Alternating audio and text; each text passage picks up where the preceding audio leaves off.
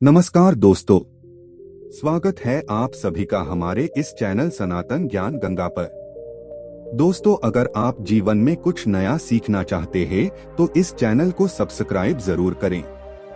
श्री शिवाय नमस्तुभ्यम। हर हर महादेव। देखिए दोस्तों, एक बार फिर से आपको मौका मिल रहा है जिसके लिए पूज्य गुरुजी ने अपनी शिव महापुराण की कथा में कहा था कि अगर एक गरीब से गरीब रिक्शा चलाने वाला व्यक्ति भी ये उपाय करता है तो हम इस व्यासपीठ से आपको यकीन दिलाते हैं कि वो भी करोड़पति बनता है। पूज्य गुरुजी ने स्वयं अपनी शिव महापुराण की कथा में बताया है, ये उपाय बहुत ही खास इसलिए होता है क्योंकि आपको सिर्फ 3 साल में एक बार मौका मिलता है।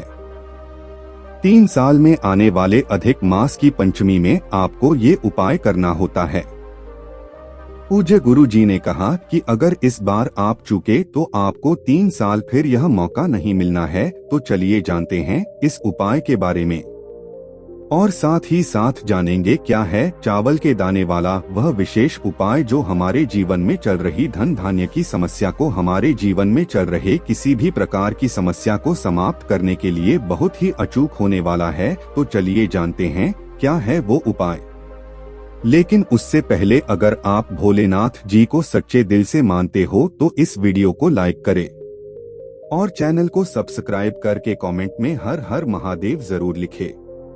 देखिए, अधिक मास की पंचमी तिथि का यह विशेष उपाय पूज्य गुरुजी ने कहा कि हर घर में करना चाहिए। इस बार पंचमी तिथि 5 अगस्त यानी शनिवार के दिन पड़ रही है और ये उपाय आप सुबह 9:40 के बाद पूरे दिन में किसी भी समय कर सकते हैं। बस आपको ध्यान रखना है कि आप माता तुलसी रानी के सामने ये उपाय करेंगे। यहाँ पर बहुत ही खास और गुरुजी ने कहा कि हम यकीन दिलाते हैं कि ये उपाय करने के बाद आपके जीवन से धन धान्य की समस्या हमेशा के लिए समाप्त हो जाएगी। आप जो एक रुपए के लिए परेशान रहते हैं वह समस्या आपके जीवन से सदैव के लिए समाप्त हो जाएगी। देखिए, इस वीडियो में हम पंचमी तिथि में किए जाने वाले 2 विशेष उपायों की बात करेंगे। इनमें से जो भी उपाय आपके लिए आसान हो वो आप कर सकते हैं या फिर दोनों उपाय अगर आप करना चाहे तो फिर दोनों उपाय कर सकते हैं। चलिए बात करते हैं गुरुजी द्वारा बताए गए पहले खास उपाय के बारे में। देखें, ये उपाय आप चाहें तो गन्ने के रस से कर सकते हैं या फिर गुड़ के जल से कर सकते हैं। इस समय गन्ने का रस हो सकता है आपके क्षेत्र में उपलब्ध न हो, गन्ने का रस आप लोगों को न मिल पाए तो फिर आप गुड़ के जल से ये उपाय कर सकते हैं। देखें, इस उपाय के लिए आप गुड़ के 2-4 छोटे छोटे टुकड़े ले लीजिएगा, उनको चुरा कर लीजिएगा, उनको अच्छे से बिल्कुल बारीक बारीक अपने हाथ से मसल लीजिएगा, यानी उनको बिल्कुल बुरादा टाइप का कर लीजिएगा। देखिए, अब इस गुड़ को चूरा करने के बाद आप इसको जल में मिला लेंगे। आप चाहे तो आधी कटोरी जल ले लें या फिर आधा कप जल ले लें। इनमें से जितना भी आप जल ले सकते हैं उतना जला ले लें। आधी कटोरी अगर जल लेते हैं तो उसी हिसाब से आपको गुड़ पीस लेना है, यानी अपने हाथ से मसल लेना है और उस गुड़ को इस पानी में यानी इस जल में आपको मिला लेना है। अब ये आपका गुड़ मिला हुआ जल हो गया है। गुड़ को अच्छी तरह से आप पानी में मिला लेंगे ताकि ये पूरा का पूरा गुड़ पानी में अच्छी तरह से घुल जाए, यानी पानी में अच्छी तरह से मिल जाए। अब ये गुड़ मिला हुआ जल लेकर आपको पहुंच जाना है अपने घर में माता तुलसी के पौधे के सामने। बहुत ही ध्यान से समझेगा इस उपाय को, क्योंकि आपको सिर्फ 3 साल में एक बार मौका मिलता है, इसलिए इस उपाय को करने से आप चुकेंगे नहीं। देखिए, सबसे पहले आपने जो गुड़ का जल तैयार किया है यह लेकर पहुंच गए तुलसी रानी के पौधे के सामने। आप इस जल को आप तुलसी रानी में 7 बार में समर्पित करेंगे। लेकिन समर्पित कैसे करना है वह आपको बहुत ही ध्यान से समझना है।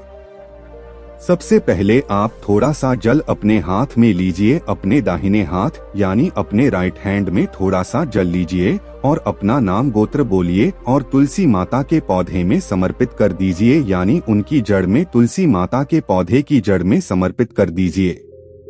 फिर दूसरी बार में अपने हाथ में यानी अपनी अंजुलि में जल लीजिए और अपना नाम गोत्र बोलते हुए तुलसी माता के पौधे में समर्पित कर दीजिए।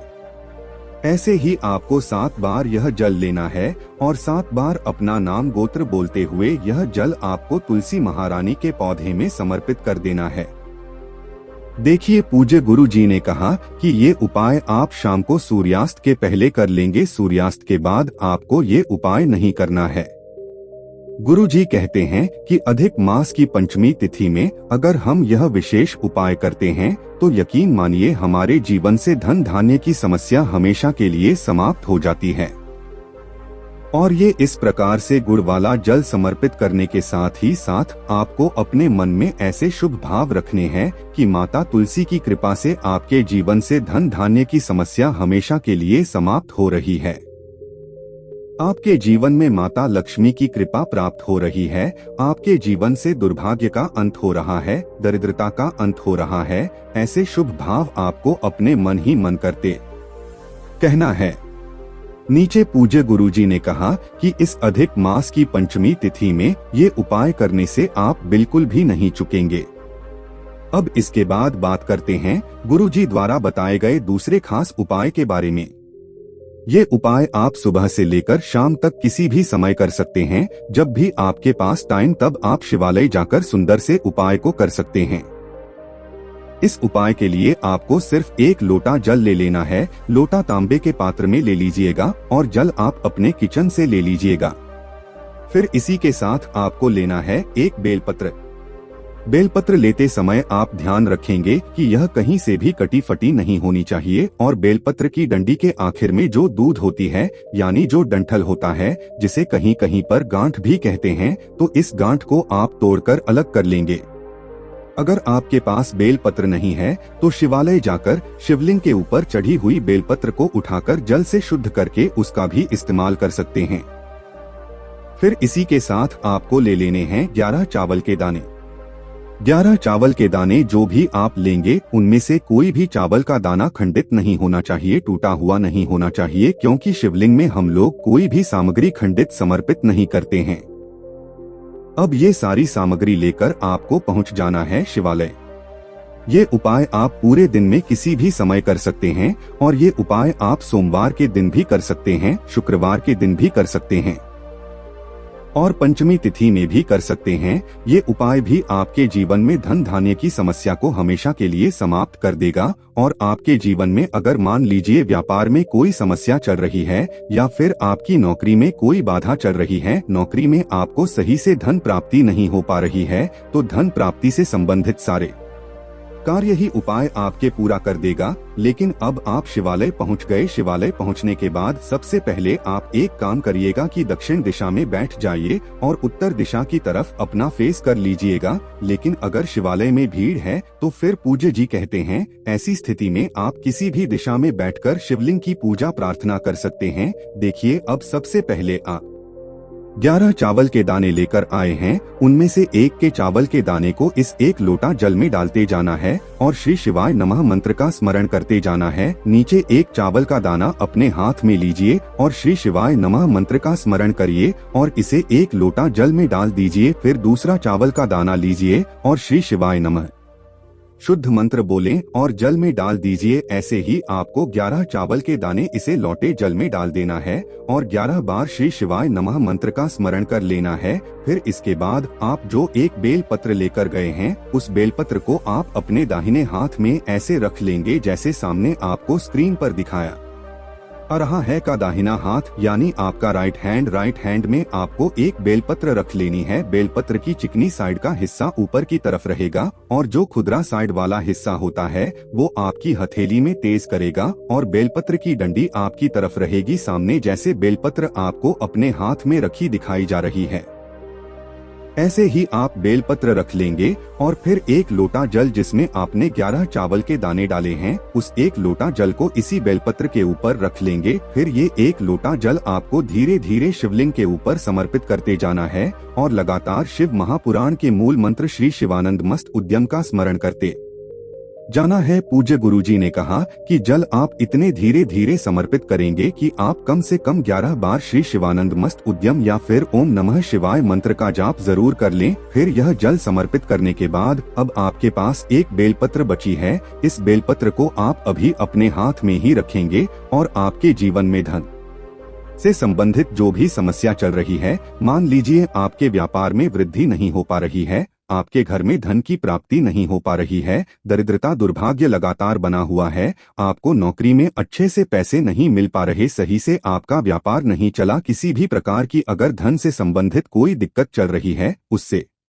समस्या को दूर करने के लिए आप माता अशोक सुंदरी से प्रार्थना कर लेंगे। किनसे प्रार्थना करेंगे? माता अशोक सुंदरी से। फिर उसके बाद यह एक बेलपत्र आपको माता अशोक सुंदरी वाले स्थान पर समर्पित कर दे दी है। नीचे माता अशोक सुंदरी वाले स्थान पर जब आप यह बेलपत्र समर्पित करेंगे तो बेलपत्र की चिकनी साइड का हिस्सा माता अशोक सुंदरी वाले स्थान पर टच करेगा और बेलपत्र की डंडी का हिस्सा जला आधारित की तरफ रहेगा, जैसा सामने आपको स्क्रीन पर दिखाया जा रहा है। ठीक ऐसे ही आपको यह बेलपत्र समर्पित कर देनी है। अगर आपको माता अशोक सुंदरी वाले स्थान के बारे में जानकारी नहीं है तो सामने आपको पूरा परिवार दिखाया जा रहा है। इसी में जो जलाधारी के बीच में मोटी उठी हुई लाइन होती है, कहीं कहीं शिवलिंग में साहब की आकृति बनी होती है तो कहीं कहीं पर बीच में मोटी उठी हुई लाइन होती है। तो यही जो जला डाली के बीच में मोटी उठी ही लाइन होती है, इसी को माता अशोक सुंदरी का स्थान कहते हैं। और यहीं पर आपको यह बेलपत्र समर्पित कर देनी है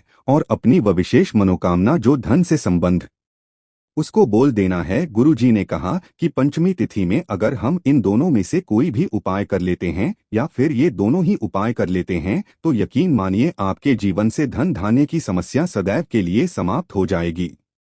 दोस्तों, आज के लिए बस इतना ही। मिलते हैं एक और ज्ञानवर्धक वीडियो के साथ।